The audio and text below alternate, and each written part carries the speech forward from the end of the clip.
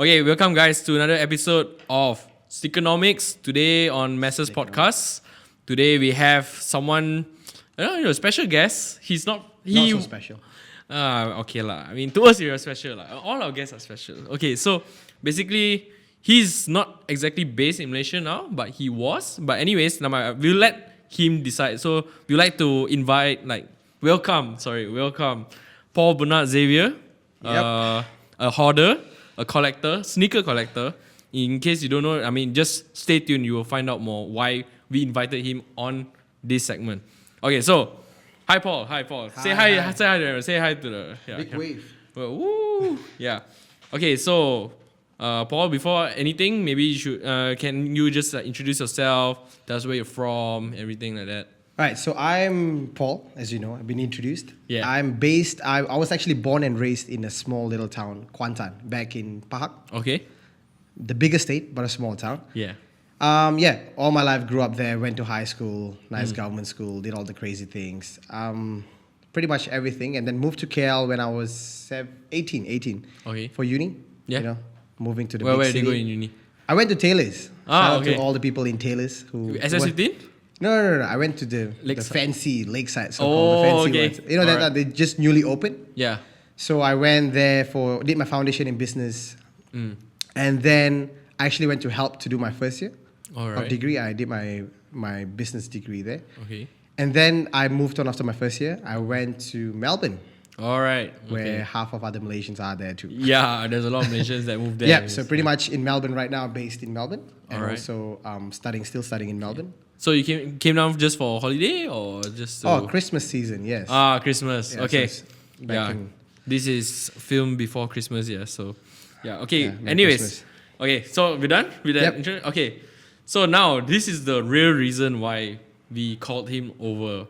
So Paul, can you help enlighten our listeners, our watchers, on YouTube, what the background of why we called you on in sneaker terms? So I was called. Julian hit me up, going it's for you. Yeah. And going like, oh, you have to come on and talk about my collection. Yeah. It's not the craziest collection. I think it's crazy. A lot of people think It's wild. it's pretty crazy. Yes, I'm a hoarder. I am a guy that buys minimum 2 pieces of issue before I wear them. Yeah. And in total of my collection, right now at this point, we're hitting 500 to Woo! 560. Guys, 570. 500 pairs. Yeah, but an explanation of that. I'm still not a variety collector. I Alright. collect very single pieces that I really like from certain silhouettes, from certain brands, which I Yeah. find that it's me. So it means it's 500 pairs, but maybe you have only 100 different variety, and then there's 5 pairs of each. Yeah, probably 170 varieties. 100. Oh, okay. All right, so probably the biggest pieces in my collection that I find that I will never sell, even the day I have to sell my mom and my dad first Wow. before it goes out, Okay. would be the Jordan 1 Fragments. All right. So that's your holy grail. I think being a Jordan 1 fan, it's, I think, an execution of retro. All right. Since it's done from the 85s, I think Fragment is just, man, it's just the there. best shoe ever done for me in 2014. Okay. I heard you had a lot of fragments based on your Instagram page. Yeah. So how many pairs of fragments do you have now? At this point of time, 13 pairs. 13 pairs. Yep. What size are you? I'm a size 13. Size 13. It started off as a many, joke. right? It started off as a joke of, oh, I should do 10 pairs. Okay. I love that shoe so much. Yeah. And then I was like, oh, I'm a size 13. I'm just going to do 13 pairs and hunt for all this each pair. Oh, so that's the whole point of that 13 pairs. Yep, that's pretty crazy. And you know what's crazy about it? I also recorded on a piece of paper who did I purchase it from and when did I purchase it from and how much I paid for each of my fragments. So why does that? Why do you have to do that? Is it because just it was to- a hunt. Because it wasn't just going off the shelf and be like, yo, I want a pair of fragments and then buy them. It was more on hunt, a bit like, oh, who has it? Who's got it? I heard this person has it. Go and hit this person up for some trades. Oh, hit this person. He might have that. Okay. And sometimes I have to wait. I had to wait for certain shoes to come up and people go like, oh, I'm ready to sell now. Do you want it? And I'm like, okay, dude, now it's time for me to buy it. Yeah. But they don't have much of it, right? Like a size 13. I can't give you a number because I can't have the top of my head, but Okay. every pair was a challenge. That's what I can tell you. How long did it take for you to collect all 13 pairs of fragments? Since 2014, so since the day of the release, it's been crazy lah. But it was, I think all 13 pairs took me about 2 years. Ooh. And 2 still years. 2.5 years almost. Because until today, I'm still buying fragments when I get the chance. Okay. And for everyone who's listening, I'm still looking for the friends and family pair in a 13. Oh, how many pairs are there for the FNF one? I have no idea. I can't give you the number because You just can't locate it. I've seen certain pop up at consignment stores, and the biggest I've seen is size 12, so I've never seen any bigger size. Will you buy size 12? Nope, it's not my size. Okay. So you only buy everything in your size? Yep, there's nothing not in my size, but there's always a size 14 as well, 13 or 14. But I've never bought anything It smaller. just than depends that. on the cutting, right? Yeah, it's 13 or 14. Sometimes it's not even my size, but it's a good size to get traits that I want. Okay. Okay, fair enough. Okay. So enough about the background, I think. Come on, man. A guy with 13 pairs of fragments. Come on, man, guys. You want to get one pair as well, it's going to be difficult, bro. It's not bragging rights, by the way, but Yeah, let's but put it that way. yeah, I mean, I think our listeners would be very impressed with Yeah. that number, you know? I've been called different names. Some people respect it. Some people think it's stupid. Some people think it's crazy. 13 pairs. Yeah, but I feel it's very interesting. Yeah. Okay, so we'll just move on next to what Alright. you think of the entire sneakers scene right now. Because recently, as you know, like in 2015, Boost came in Yeah. and there was a huge influx of new generation of sneakerheads, which are like buying Ultra Boost, NMDs and everything. And now everything's Off-White, Nike. So as a collector, as a hoarder, how do you really see the sneaker scene now? Well, to me, it's all a cycle, and it's happening back again. We see now SBs are coming back. SBs Yeah, is a Travis. big thing. Yeah. Travis. They said Travis is bringing back. I'm not sure to say if Travis is bringing back, but I can tell you Nike is doing everything they can to bring back the Nike SB. Yeah. But what I think, if you want to see like the way the sneaker is Yeah. the way the sneakers are actually, Yeah. I feel the wave is always going to be trending. And I feel like it's always going to be a wave. What's the in thing? Yeah. What is the crazy thing everybody and goes trends for? that move so fast. And these are created by brands. Yeah. Not just by the people. It's Okay. by brands. The marketing execution of brands All right. to perceive a certain product to be the ultimate. To put like, oh, now Boost is a thing. To Yeah. put out, and then they use athletes, they use artists, because we already come to the breach. So I feel like at this moment, we are now, sneakers is no longer seen as a sports footwear.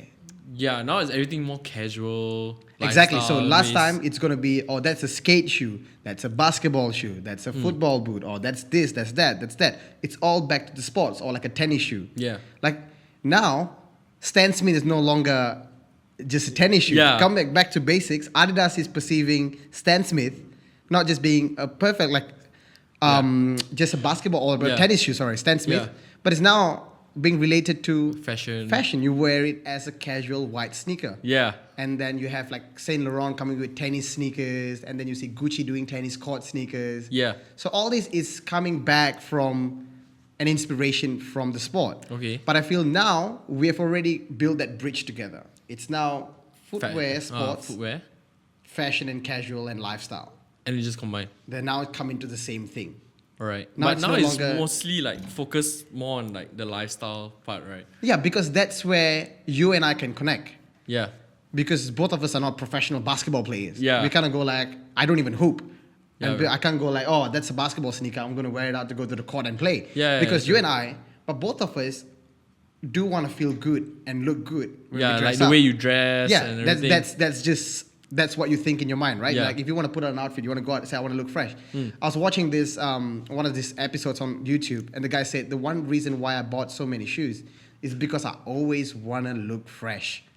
So that's the idea. DJ Kent? Clark Kent came Yeah, out and said, Clark like, Kent. yeah, I want to look fresh. Yeah. If people ask me why I wore a new Air Force every day, Yeah. because I want to look fresh. Yeah. So that's what the sneaker culture is all about. You want to look good. Yeah. It's no longer, It- it's it a gives you that basketball sneaker. confidence, Exactly, yeah. everything like that. Exactly. So this is now an idea of not just being a sports sneaker. It's now like a statement. A statement. Like it's. I want to feel good. Yeah. I want to dress up. It's Yeah. part of your outfit, not just a sneaker. So I feel that's what we've come from back in the day. People go like, oh, I collected SBs. I used to skate. Now you don't have to skate to wear an SB. Yeah. Now you don't have to play basketball to wear a Jordan. That's true. Like now it's more coming into lifestyle culture of wearing it. So that's why I feel it's come to a point today where it's not just a sneaker. It's now a part of a lifestyle thing. That's how you perceive the sneaker scene right now, right? Yeah, it's changed. That's where I'm talking here about the sneakers itself. Yeah. Not about the people who collect them, but the sneakers themselves. The sneakers evolve. Now you can wear an Ultra Boost in a casual outfit. You can put jeans, t-shirt on. And it's not just because it's a running shoe. People don't just go and run with it. Okay. I can still wear it as an outfit because now it's a statement of a fashion statement rather than just... Yeah, but do you think now like the sneaker scene itself is more heavily influenced by fashion instead of what it was back then, like athletes and stuff? Because now every time, like, okay, let's say athlete, you have an Nike Epic React. Yeah. Yeah, so not many people really wear them, but when you talk about SBs, you talk about Off-White Nike, you talk about Yeezy Boost and all this, right? Yeah. It's mostly influenced by fashion icons and lifestyle influencers and stuff. So do you think like there's actually a huge shift of what footwear was back then? Oh, it's a big shift. It's a big shift because now it's not just about being an athlete. It's not just about just going out there, especially in Malaysia. If you see, basketball wasn't the biggest influence growing up as kids. We don't watch NBA. Yeah, on TV. we are more on like football. We watch on football. Then you start wondering why now we go crazy over Jordans. Yeah. Because I feel the shift has now become shoes are not just, like I said in the beginning, not just a sports thing now, right? So people look at icons of fashion more. Like I said, because they can relate to it better. Yeah, we can relate right? to it because everyone wants to look good. Yeah, I mean, it's just everyday. It's something you can wear every day as well. Exactly, and you want it to be like an everyday wear rather than just sports. So now, why they look out to icons, they go like, "Yo, Virgil's a cool dude. He's fresh. He creates his fashion looks good. I like that stuff, so I'm gonna buy it." It may not even be about the sneaker. Okay. It may be about him. Ah, That the value that he brings to a sneaker. Because now, like I said to you in the beginning, yeah, the idea of a sneaker now, we are no longer buying shoes for function. yeah. I mean, definitely That's an not. idea. Yeah, If you bought shoes for functions, you'd have 5 shoes in your life. yeah. So people will tell me, "Oh, I buy shoes to wear. I buy shoes just because how come?" Yeah, it is. But that's not the ultimate reason why you'd pay 600 ringgit for a shoe. When I grew up, 200 ringgit was a big deal. Yes, that was back then, right? Yeah, you go like, "Yo, your you parents want would to hit you if you wanted. Yeah, you a don't 500 know, shoe you or something. walked out, you like, and back then it was like what Nike Shocks when I was in school. It's like Nike Shocks, and you're like, "Oh, dude, that's $500." You're like, "Whoa, like, it's so expensive and everything. Yeah, so you don't buy shoes to be a function anymore. It's not a functionality process. It's not like I want to wear a shoe to play sports. This is a shoe to play sports, or this is a shoe to go to the gym. This is a shoe. You buy shoes these days because you want the comfort in the shoe, or you want to feel like how it makes you feel.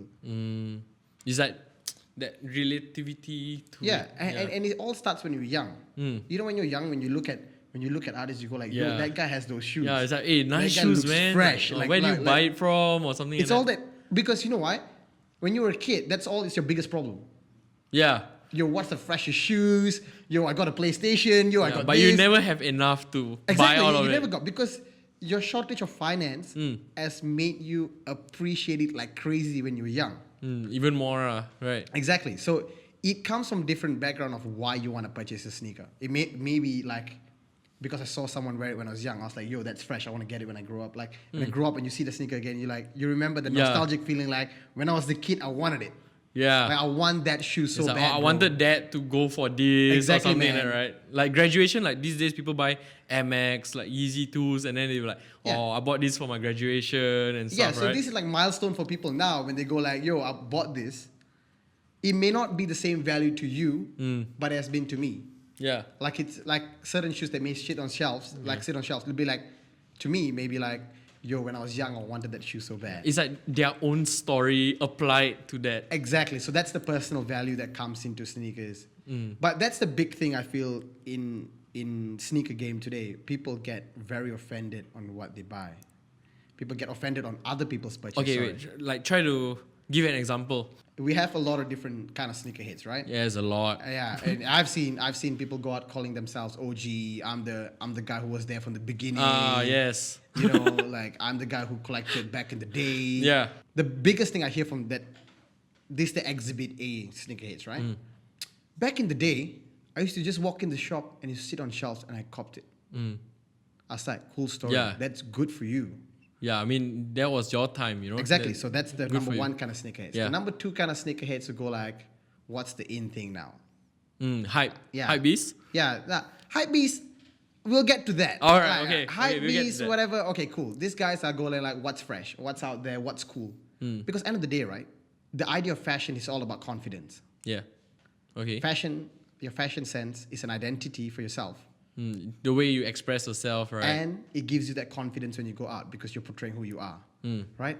So these people find that need in, damn, I feel good about myself because I wear stuff. It's not wrong. Yeah. You know, I buy a $10,000 shirt, I feel good about myself. Yeah. Right? Damn, I feel good. Yeah. Dude. It's a different kind of confidence. Yeah, okay. Yeah, so it's a Yeah, I different know what you mean. Yeah. And then there are sneakerheads who actually collect and just complain about everything. Such as... Oh, there's a lot of sneakerheads go like, oh, times have changed now. These guys will still collect, but they are the kind of guys that sit down and wake up at 9 o'clock in the morning. They missed out the release. They want everything to be put on a silver platter. Yeah. It's like given to them, right? given to like, I can't get a shoe, you know? Yeah. You know, screw this website, fuck this website, fuck that website. Oh, you the know? kids are like All these things. hoarding it, they're reselling it. And Yeah, stuff. and these are the sneakerheads that complain from the beginning of the year. They complain when the shoe price has risen. Yeah. They complain when the shoe isn't possible, and they'll forever never have the shoe. Yeah, they always say like, oh, I'll wait until like this price comes. Yeah. Then only I'll buy. Like, Yeah, I say, you know what, this is all hype, this is all this. All right, so there's all this mixed kind of few different kind of sneakerheads, All right? right. The OG sneakerheads who were there in the beginning, who call themselves the OG, Yeah. who are very reputable. Okay, before that, does the term OG matter to you? I honestly can't give a fuck about it. Like, I don't care. Okay. I don't care what you collect, who you collect, or how many pairs you have, or whatever you have. It's called equal passion All right. to me. Okay. You can be collecting yesterday, I can be collecting 20 years ago. But when you and I come together, we have equal passion. Yeah, we like the same thing. We have Yeah. the same interests and everything like that, We right? put the same amount of time and effort in appreciating, and we have the same appreciation on a pair of sneakers. Yeah. If I put out something and you can be like, oh yeah, man, that's a really nice sneaker. And I'll be like, oh, that's really cool. To me, that matters. Okay. Appreciating something. Appreciating a pair of sneakers. If you are a sneakerhead, you will learn how to appreciate. And number two, learn how to respect another person's taste. Okay. Appreciate the idea, appreciate, and then the second one is always respect.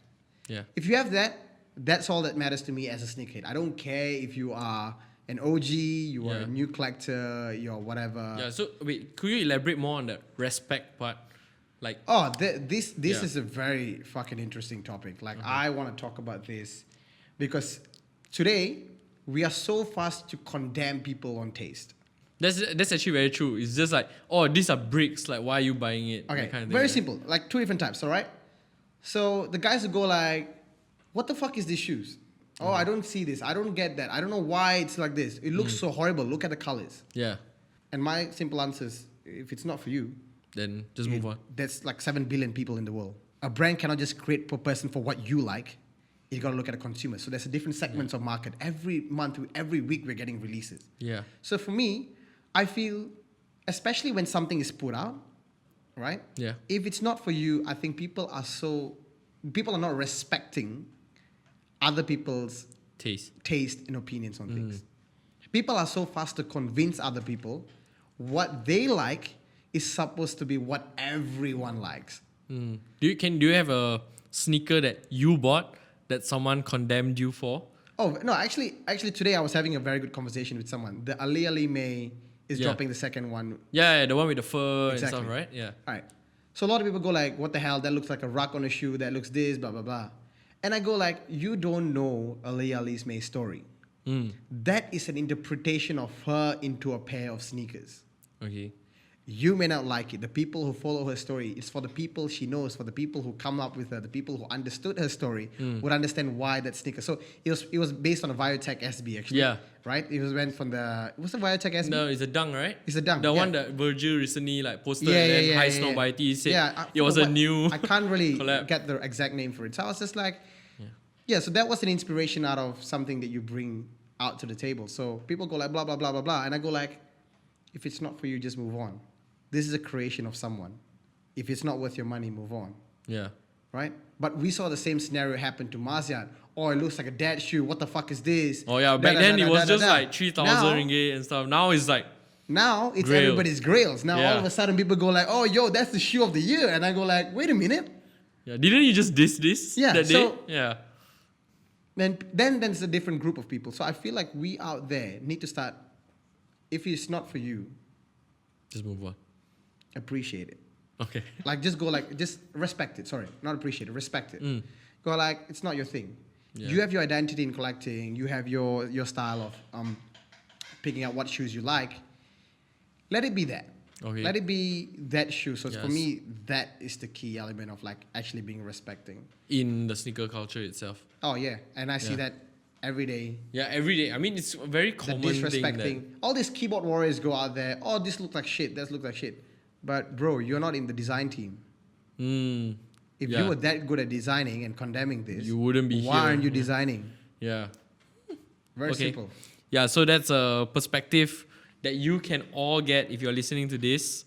It's just a way of looking things differently. And he's a collector, okay? He's a big time collector. So trust what he says. And actually it's very true. Like, we don't need to disregard someone's opinion on something just because you don't like it or something like that, right? Yeah, it's actually, I just feel like it's purely because this is based on personal taste. To me, sneaker collecting is very personal. Yeah. You pick and curate your shoes. That's like you, right? That's your identity. Yeah, so identity. What you are, what you love is what is in your closet. Yeah, so that's what I feel like somebody fair. buys it. And the number two thing, people can buy for different reasons, but that doesn't mean it's wrong. Yeah, I guess. Right? Yeah. That doesn't mean it's wrong. Yeah, I roughly get where you're coming from on that. People can buy for exclusivity. But don't that what rich people do in everything? Yeah, I mean, they just buy whatever. Custom-made suits, custom-made cars, one of few watches.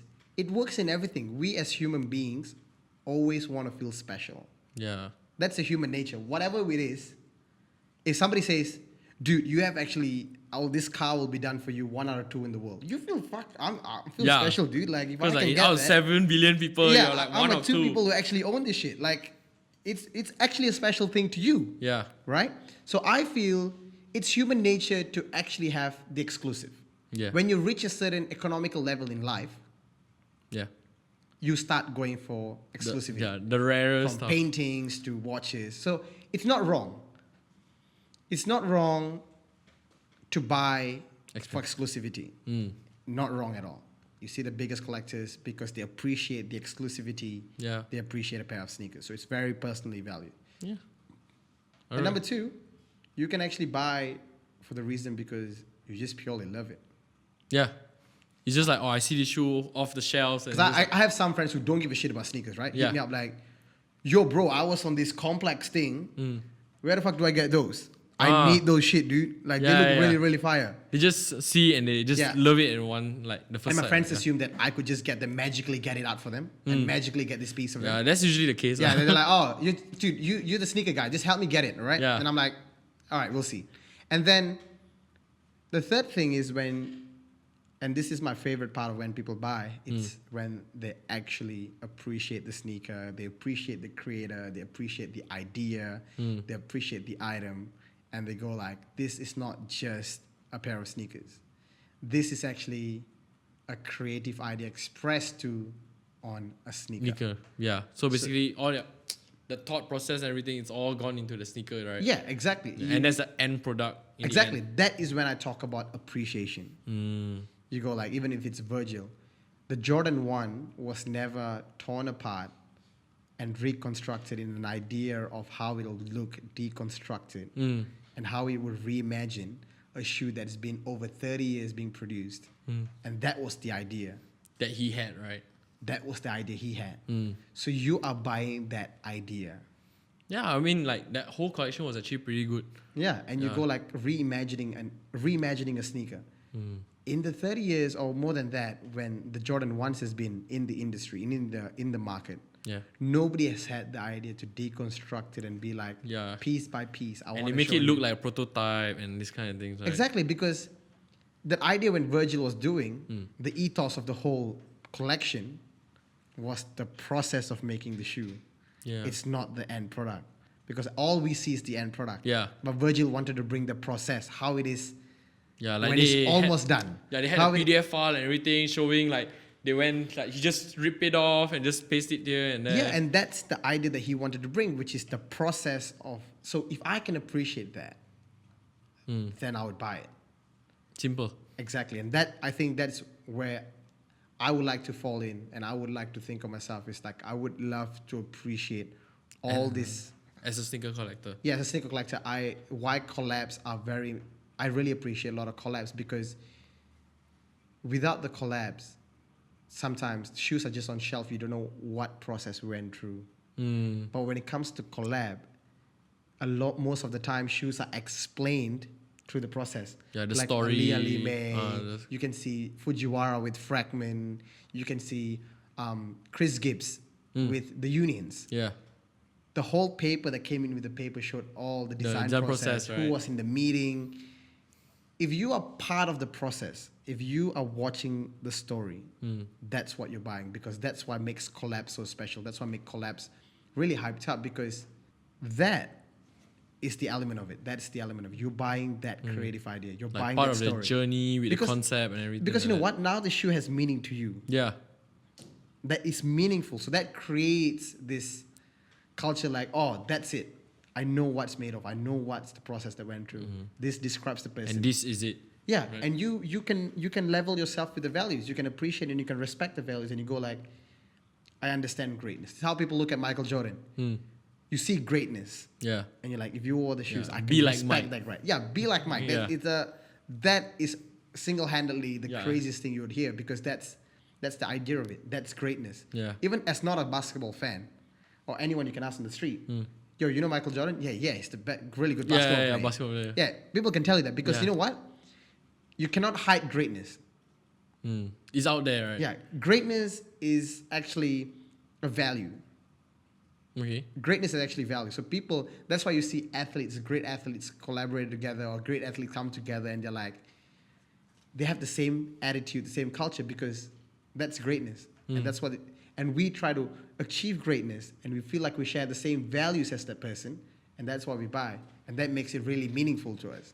So I feel that's part of what actually buying a sneaker process would actually be. Okay. So wow, that was elaborate. Like that was really long. Yeah. Okay. So to all the listeners, like this, I don't know about you, but I gained a new perspective on sneaker collecting and how you purchase sneakers. Because we are in Malaysia, right? The sneaker scene is just like you said, they don't really respect each other's opinion. They have to disregard your taste. Yeah. So it's all about the. Yeah. I mean, but that is Malaysia, right? Yeah. Yeah. I mean, even globally, you can see this idea of monetary being, the monetary value of something makes you feel great. Yeah, it's like the more expensive the shoe is, then you are the man. Like just because you have it. And then there's another part of it. People who can't afford it or can't really get their hands on it start hating it just because it's expensive. Yeah, then it's like, why is it so expensive? Like I want a pair, but just because it's so expensive, then they start There's complaining. just so much hype or little kids. And like I said to people and many people, if you complain, you'll never stop complaining. If you never stop complaining, you're never going to get that sneaker. Yeah, So just plain put and in work, simple. right? Yeah, plain and simple. So we already heard from Paul like what he thinks of the sneaker scene and about like respect, about appreciation for sneakers and such.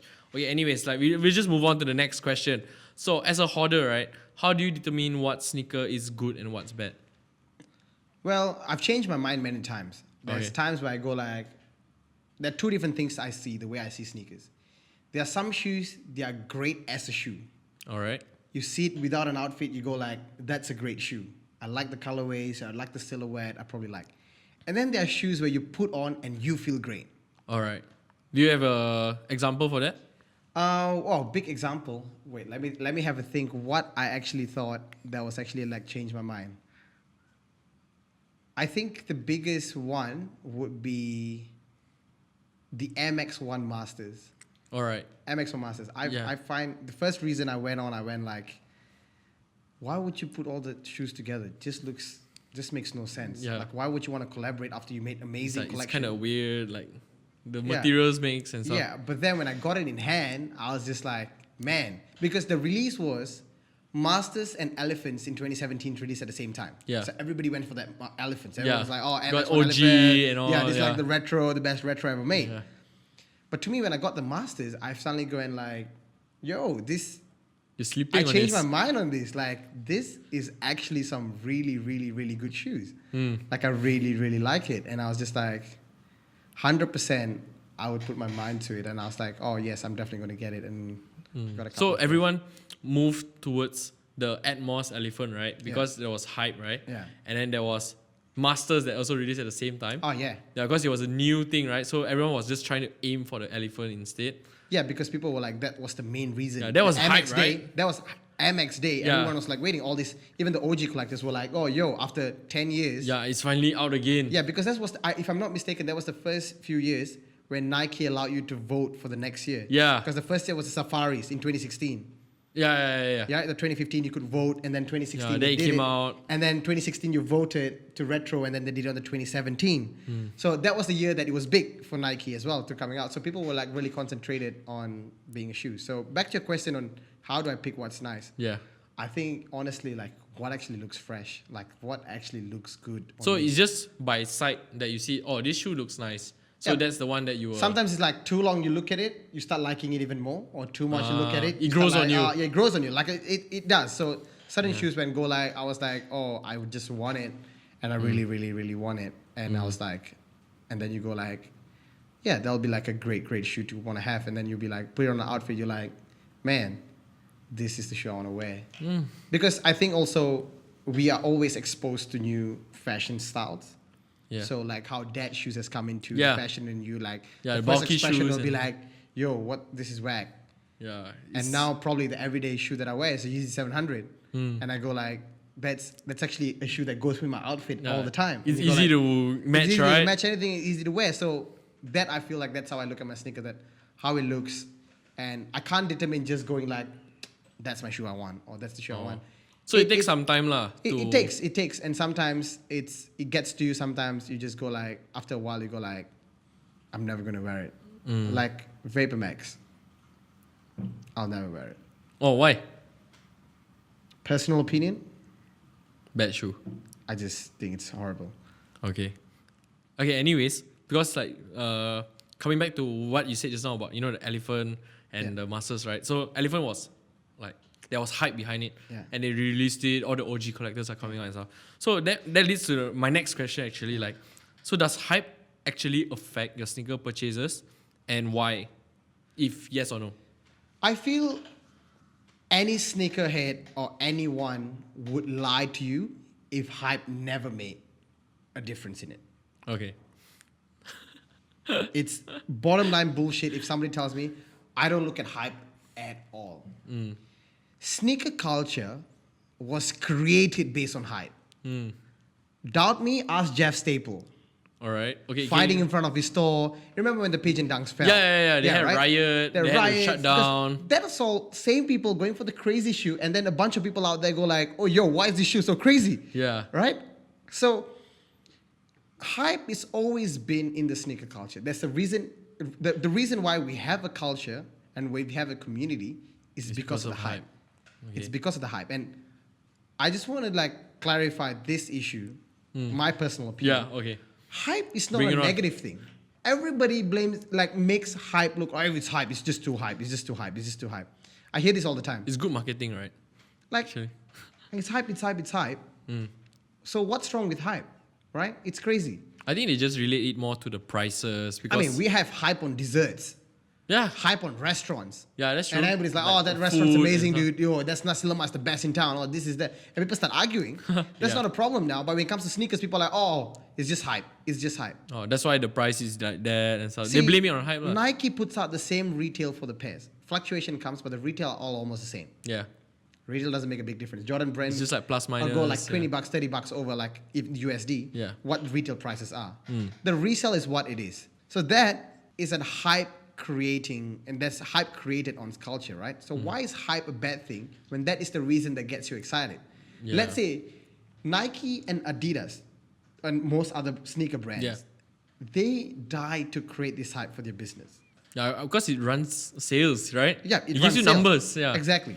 But that hype that we talk about, that hype that gets people crazy, also put the pressure on brands to create more creative sneaker wear or like footwear, to come up with more shoes, to come up with more designs, to come up with more collaborators, or coming up with more creative It's ideas. like they have to maintain or at least top the other one, Exactly. right? You see Yeah. like crazy sneaker release. Like Tom Sachs had a space camp and released the sneakers Yeah, out there. during the camp, right? Yeah. And Virgil did this pre-release where he taught people how to The workshop to teach in London people, and stuff, exactly, right? in a Yeah. few different cities in the world. And if brands didn't have that hype and didn't have that purchasing power from people, we wouldn't have put that pressure on sneaker brands to do that. Simple example, 2016 was Adidas year. The Boost had the market. Everybody wanted an Ultra Boost. You had all these Instagram pictures. Yeah. Oh, Yeezy jumped over Jumpman. Yeah. You know, all that Stepping, stepping shoes. yeah. You know, everyone goes like, oh, Oh, that was the fuck time, man. Nike. Adidas is the shit. And Yeah. all that. All right, cool. Yeah.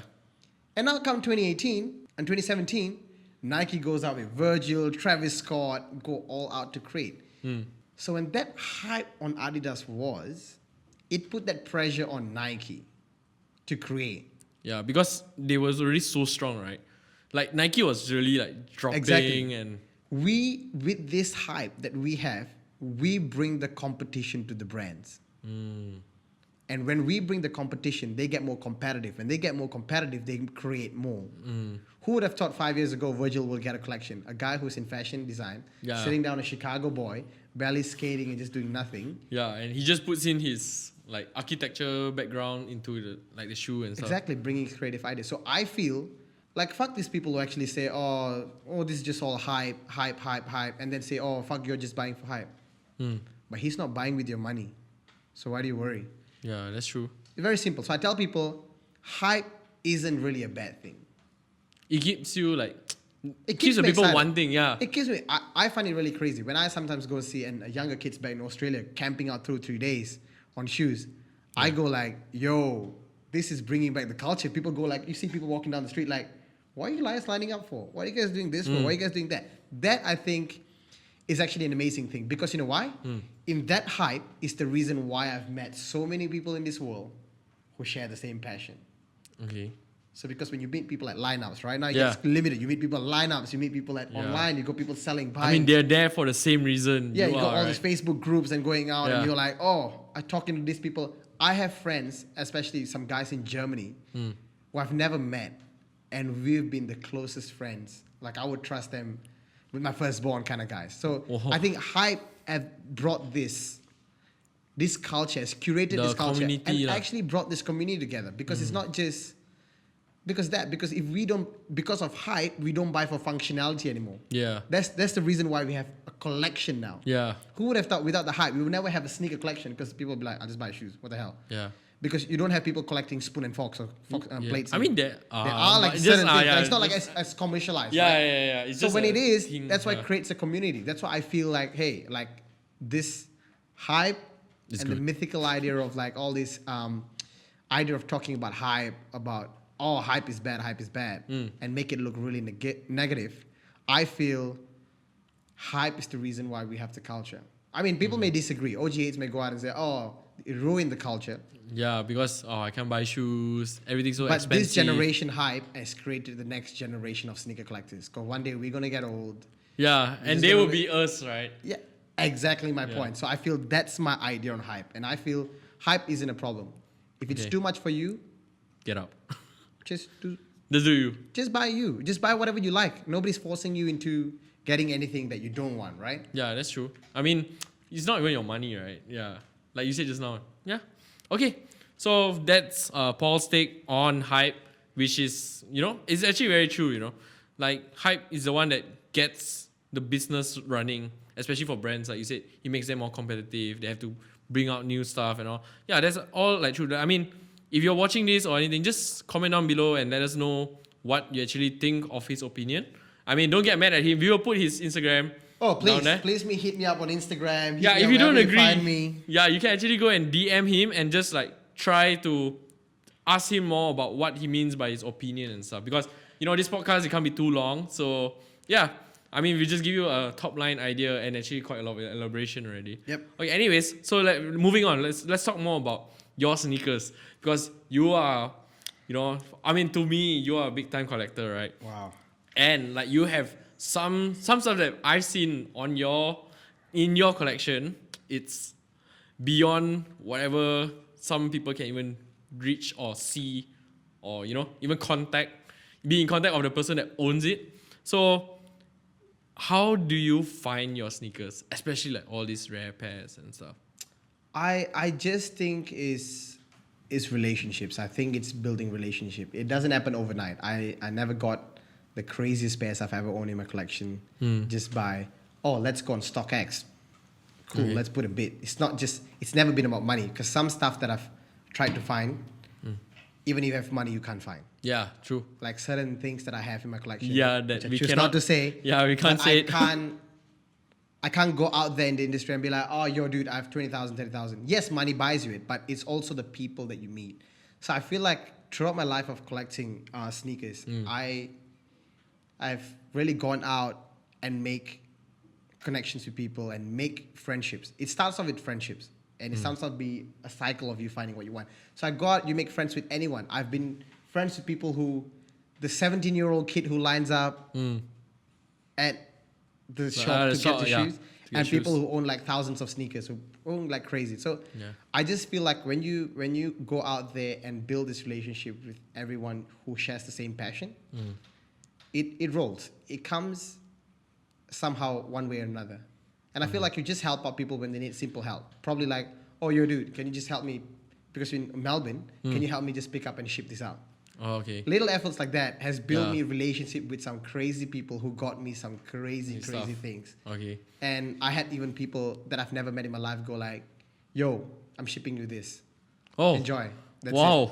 So like I feel like over time, something that I also really appreciate that I've been in the sneaker game is you create, and with the addition of social media, you're able to create this relationship and friendship beyond your horizon, just sharing one simple same passion of buying shoes. Okay. So I feel that's like the most amazing thing. That's how I've got all my sneakers, I feel. Oh, so that's how you get your connections and yeah. I know you have some connection with some people, right? Yep. Like, is it okay if you name some of them? Oh. Like, I heard someone gifted you something. All right. I can't name this out. Oh, you can't name this out. I can't name this out, but I've been gifted with some really good pairs that you can so-called see it on my Instagram at some point. But some really good people have blessed me with some really good stuff, and I feel like it's over time. It's a two-way thing.